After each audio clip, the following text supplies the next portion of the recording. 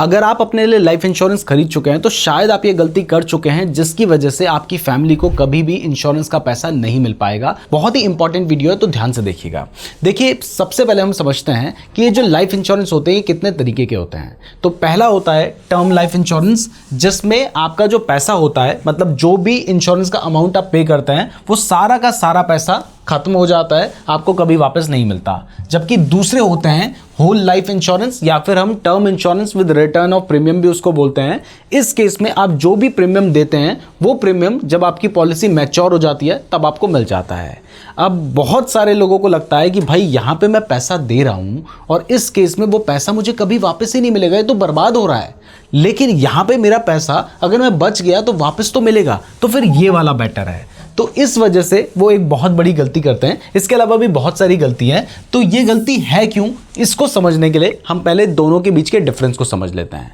देखिए, जो normal term insurance है इसमें आपका लाइफ कवर इंक्लूड होता है। मान लो आपने 1 करोड़ का लिया है, इन केस आपको कुछ हो जाता है तो आपकी फैमिली को 1 करोड़ रुपए मिल जाएंगे। यहां पर भी जो आपने इंश्योरेंस ले रखा है वो आपको मिलता है, लेकिन इन केस अगर आपको कुछ नहीं हुआ, मतलब नहीं होना चाहिए, तो इस केस में जो भी प्रीमियम आपने पे कर रखा होगा वो प्रीमियम भी आपको वापस मिल जाएगा। मान लीजिए आपने 30 साल में 7.5 लाख रुपए का प्रीमियम दे रखा है, तो 30 साल बाद 7.5 लाख रुपए आपको मिल जाएंगे। तो ये वाला जो इंश्योरेंस है इसका पर्पस सिर्फ प्रोटेक्शन है, क्योंकि पैसा वापस नहीं मिलेगा। यहां पर प्रोटेक्शन भी है लेकिन साथ में सेविंग्स भी है। बट यहां पर डिफरेंस ये है कि अगर आप नॉर्मल वाला टर्म इंश्योरेंस लेते हैं जिसमें आपको पैसा वापस नहीं मिलता है, प्रीमियम वापस नहीं मिलता है, तो ये बहुत ही सस्ता होता है। जबकि जिस ऑप्शन में आपको पैसा वापस दिया जा रहा है, प्रीमियम वापस दिया जा रहा है, वो नॉर्मल इंश्योरेंस से अप टू 3 टाइम्स महंगा होता है। मतलब अगर ये आपको 5,000 रुपए साल का पड़ रहा है तो ये 15,000 रुपए साल का पड़ सकता है। ऑल्दो दोनों में ही आपको टैक्स बेनिफिट्स देखने को मिलते हैं। तो मेन डिफरेंस यही है कि जो नॉर्मल इंश्योरेंस है, टर्म इंश्योरेंस, उसमें आपका पैसा आपको वापस नहीं मिलेगा,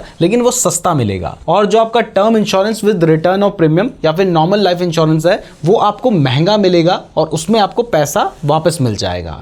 तो अब दोनों में से लोगों को लगता है कि ठीक है, थोड़ा ज्यादा पैसा यहां पर मैं दे रहा हूं तो फिर मुझे रिटर्न ऑफ प्रीमियम वाला ही ऑप्शन लेना चाहिए। तो अब ये ऑप्शन इतना ज्यादा गलत क्यों है, चलिए समझते हैं। तो यहां पर मान लेते हैं कि आप एक व्यक्ति हैं जिसकी एज 30 साल है और आप 1 करोड़ का टर्म इंश्योरेंस बाय करते हैं, और जिसमें आपकी जो पॉलिसी टर्म है वो 30 इयर्स की है, यानी आप 60 साल तक की एज के लिए ये जो इंश्योरेंस है इसको बाय कर रहे हैं। तो इस केस में मान लीजिए आप नॉर्मल प्लान लेते हैं तो यहां पर आपको 10,000 रुपए सालाना देना होगा और 30 साल में आप टोटल 3 लाख रुपए देंगे। मैं आपको बता दूं कि अगर आप अर्ली एज में अपना लाइफ इंश्योरेंस बाय कर लेते हैं, टर्म इंश्योरेंस, तो यहां पर जो प्रीमियम का अमाउंट होता है वो बहुत कम ही चांसेस में बढ़ता है, ऑलमोस्ट कभी नहीं बढ़ता। जबकि इसकी जगह पर अगर मान लीजिए आप term insurance with return of premium लेते हैं तो यहां पर जो आपको इंश्योरेंस 10,000 का मिल रहा था वो आपको 25,000 का मिलेगा और टोटल आप 30 साल में 7.5 लाख रुपए देंगे, मतलब 4.5 लाख रुपए ज्यादा देंगे, हर साल 15,000 रुपए ज्यादा देंगे।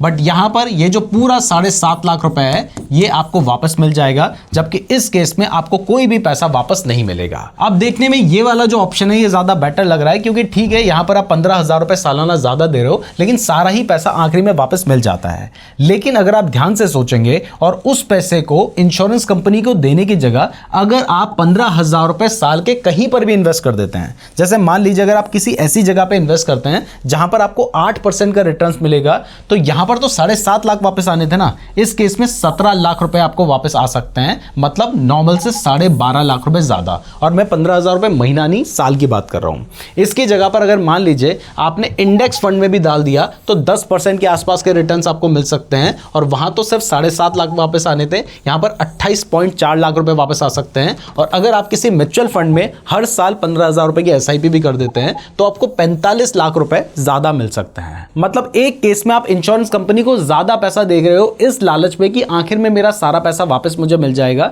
जबकि दूसरे केस में आपने जितना जरूरी है उतना ही पैसा इंश्योरेंस कंपनी को दिया और जो एक्स्ट्रा आप पे कर रहे थे उसकी आपने हर साल अगर SIP भी कर दी तो भी आप वो जो पैसा आपको देने वाले हैं उससे कई गुना ज्यादा पैसा आपको मिलेगा। और इन केस अगर आपको कुछ हो भी जाता है तो भी यह पैसा आपको मिलना ही है, क्योंकि आपने इन्वेस्ट कर रखा है। तो इसलिए सबसे पहली और सबसे बड़ी मिस्टेक है कि अगर आप इंश्योरेंस बाय कर रहे हैं, वो भी लाइफ इंश्योरेंस, तो उसे एज अ प्रोटेक्शन ही बाय करें, उसे सेविंग के चक्कर में बाय मत करो, चाहे आपको कोई कितनी भी बातें बना ले, चाहे कोई कितना भी घनिष्ठ क्यों ना हो। बट अब आप कोई भी लाइफ इंश्योरेंस बाय कर रहे हैं तो वहां पर कुछ मिस्टेक्स आप जरूर करेंगे जो कि ना हो, इसलिए कुछ चीजें समझ लेते हैं। सबसे पहला होता है लो कवर अमाउंट को चूज करना। मतलब आपको लगता है कि यार 20 लाख रुपए सफिशिएंट तो होंगे ना, 25 लाख सफिशिएंट तो होंगे ना, तो 200, 400, 500 रुपए महीना एक्स्ट्रा बचाने के चक्कर में आप कम अमाउंट का कवरेज ले लेते हैं। अब देखो, आज के हिसाब से अगर आपको लग रहा है ना कि वो अमाउंट ठीक होगा, तो भी वो ठीक नहीं है, क्योंकि कल को महंगाई बढ़ेगी, कल को नए नए एक्सपेंसेस बढ़ेंगे, जिसकी वजह से वो अमाउंट काफी कम पड़ सकता है। इसलिए हमेशा आपको अपनी एनुअल इनकम का 15 to 20 टाइम्स टर्म इंश्योरेंस लेना चाहिए। मतलब अगर आप साल के 10 लाख रुपए कमाते हैं तो आपको कम से कम 2 करोड़ रुपए तक का टर्म इंश्योरेंस लेना चाहिए। 5 लाख कमाते हो तो भी 1 करोड़ रुपए तक का टर्म इंश्योरेंस आपको लेना ही चाहिए। इसके बाद दूसरी मिस्टेक होती है अपनी टर्म लाइफ इंश्योरेंस पॉलिसी को शॉर्ट टर्म के लिए लेना। मतलब 60 to 65 ईयर्स की एज में वो एक्सपायर हो जाएगी। ये भी सही नहीं है, क्योंकि अगर आप इतने लंबे टाइम तक इंश्योरेंस का प्रीमियम पे कर चुके हो तो उसके बाद कुछ और साल पे करने पर अगर इन केस आपको कुछ हो जाता है तो वहां पर आपकी फैमिली को एक ठीक ठाक अमाउंट मिल सकता है। तो अच्छी खासी एज तक जितना ज्यादा आप कर सकते हैं, 75 to 80 ईयर्स तक के लिए करेंगे तो ये ज्यादा बेटर रहेगा। ऑल्दो ये थोड़ा महंगा आपको पड़ेगा, लेकिन इस केस में आपको जितने लंबे टाइम तक के लिए आप पॉलिसी बाय कर सकते हैं उतना करना चाहिए। तीसरी और बहुत जरूरी चीज है जिसकी वजह से आपका जो क्लेम है वो रिजेक्ट हो सकता है, वो ये है कि अगर मान लीजिए आपको किसी भी तरीके की गलत आदतें हैं तो वो सारी आदतें भी आपको अपनी इंश्योरेंस पॉलिसी वालों को बता देनी चाहिए। मतलब जहां पर आप पॉलिसी बाय कर रहे हैं उसमें आपको इंफॉर्मेशन देनी चाहिए। और अगर आप ऑनलाइन बाय करते हैं, मैं आपको पॉलिसी बाजार का लिंक डिस्क्रिप्शन पे दे दूंगा, वहां पर पहले ही आपसे सारी चीजें पूछ ली जाती हैं, तो उसका अगर आप सही आंसर देंगे तो आपकी क्लेम मिलने के चांसेस बहुत ज्यादा होंगे। इसलिए झूठ मत बोलिएगा वहां पर। इसके बाद चौथी मिस्टेक होती है कि जिसका प्रीमियम सबसे कम लग रहा है, आंख बंद करके उसको आप बाय कर लेते हैं। उसमें हो सकता है कि उसका क्लेम सेटलमेंट रेशियो उतना अच्छा ना हो, तो ये सारी चीजें भी आपको देखनी है। इसके बाद पांचवा होता है राइडर्स को इग्नोर करना। देखिए, अगर आप कोई टर्म इंश्योरेंस बाय कर रहे हैं तो उसके साथ आपको कुछ एड ऑन्स, जिनको राइडर्स बोलते हैं, वो भी ऑप्शन आते हैं, तो उनको भी आप कंसीडर कर सकते हैं। जैसे मान लीजिए अगर कोई क्रिटिकल इलनेस हो जाती है तो उसमें भी आपको कुछ पैसा मिल जाए, तो एक बार राइडर्स को देख जरूर लेना, एड ऑन्स को देख जरूर लेना। जो ठीक लगता है उसको ही ऐड करना, अगर कोई फालतू ऐड है तो उसको हटा भी लेना। अब इसके बाद नेक्स्ट मिस्टेक होती है, जिस इंश्योरेंस को आप बाय कर रहे हैं उसका क्लेम सेटलमेंट रेशियो चेक ना करना। आप जिस भी इंश्योरेंस को बाय कर रहे हैं, चेक कीजिए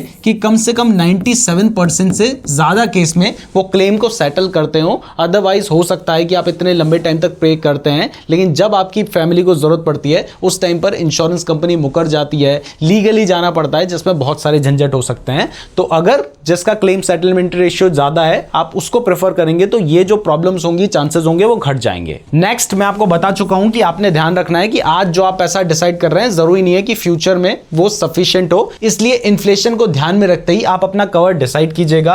8th, हमेशा जो नॉमिनी की डिटेल्स हैं वो इंश्योरेंस में अपडेट कर दीजिए, क्योंकि अगर इनकेस जरूरत पड़ती है तो फिर आपकी फैमिली को कवर लेने में प्रॉब्लम आ सकती है। 9th, सबसे बड़ी गलती होती है टर्म इंश्योरेंस को बाय करने में डिले करना। अगर आपकी एज यंग है और तब आप टर्म इंश्योरेंस बाय करेंगे तो एक बार प्राइस जो होती है वो सेट हो गई तो लॉन्ग टर्म तक वही चलती रहती है। लेकिन अगर आप 45-50 की एज में बाय करने जाएंगे तो वहां पर जो प्राइस होगी वो बहुत ज्यादा बढ़ चुकी होगी, जिसकी वजह से आपको ज्यादा पैसा देना पड़ेगा और आप कम टाइम के लिए इंश्योर रहेंगे। और फाइनली इसके बाद 10th चीज जिसका भी आपने ध्यान रखना है वो ये है कि आपकी जो टर्म लाइफ इंश्योरेंस पॉलिसी होती है उसमें कई बार कुछ एक्सक्लूजन्स होते हैं। मतलब इस केस में आपको इंश्योरेंस नहीं मिलेगा, तो वो चीज आप पहले से देख के रखिए ताकि आपको सरप्राइज ना मिले। तो अगर आप इन सब चीजों को ध्यान रखने के बाद अपनी पॉलिसी बाय करना चाहते हैं तो कैसे बाय करनी है, चलिए वो भी समझ लेते हैं। तो अगर आप टर्म इंश्योरेंस या लाइफ इंश्योरेंस बाय करना चाहते हैं तो इस वीडियो के डिस्क्रिप्शन में मैंने आपको लिंक दे रखा है। जैसे आप उस लिंक पे क्लिक करेंगे तो थोड़ी बहुत डिटेल्स फिल करने के बाद आप इस पेज पर पहुंच जाएंगे।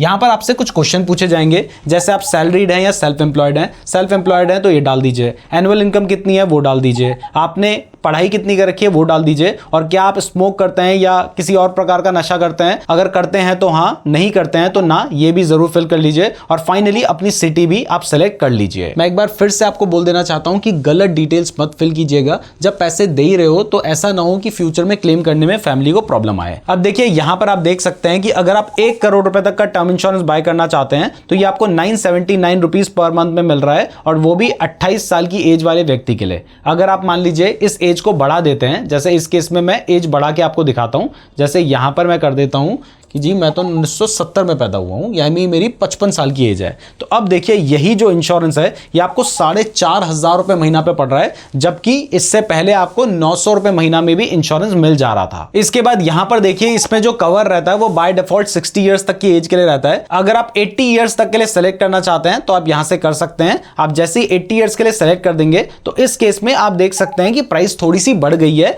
लेकिन आपको जो क्लेम मिलने के चांसेस होंगे वो भी तो बढ़ जाते हैं ना। और अगर मान लीजिए आप लाइफ कवर बढ़ाना चाहते हैं, जैसे आपको 2 करोड़ तक का कवर चाहिए, तो आप यहां पे 2 करोड़ भी सेलेक्ट कर सकते हैं। और इस केस में आप देखेंगे कि आपको 2,500 रुपए महीना देकर 2 करोड़ रुपए तक का कवर मिल रहा है, वो भी 80 ईयर्स तक की एज के लिए। अब इन केस मान लीजिए आप ज्यादा कवर नहीं ले सकते, आप कम पैसे का कवर लेना चाहते हैं, जैसे 50 लाख रुपीस तक का कवर लेना चाहते हैं, तो ये आपको 865 रुपीस पर मंथ में मिल रहा है। और अगर मान लीजिए आप 70 ईयर्स तक की एज के लिए लेंगे तो यहां पर भी 718 रुपए पर मंथ में आपको ये मिल जाएगा। अब बहुत सारी पॉलिसी में आपको इनकम प्रूफ वगैरह भी देना पड़ता है, लेकिन यहां पर आपको वो भी देने की जरूरत नहीं है। और अगर आप बाकी फिल्टर्स लगाना चाहते हैं तो वो भी आप यहां से लगा सकते हैं। तो इस तरीके से टर्म लाइफ इंश्योरेंस को बाय करके आप अपनी फैमिली को किसी भी प्रॉब्लम में फंसने से बचा सकते हैं। मैं उम्मीद करता हूं आपको ये वीडियो पसंद आई होगी। अगर आप term insurance, life insurance buy करना चाहते हैं तो लिंक आपको डिस्क्रिप्शन में मिल जाएगा। और अगर हेल्थ इंश्योरेंस बाय करना है तो उसका लिंक भी हमने आपको डिस्क्रिप्शन पे दे रखा है। वीडियो पसंद आई है तो वीडियो को लाइक और चैनल को सब्सक्राइब जरूर कर दीजिएगा।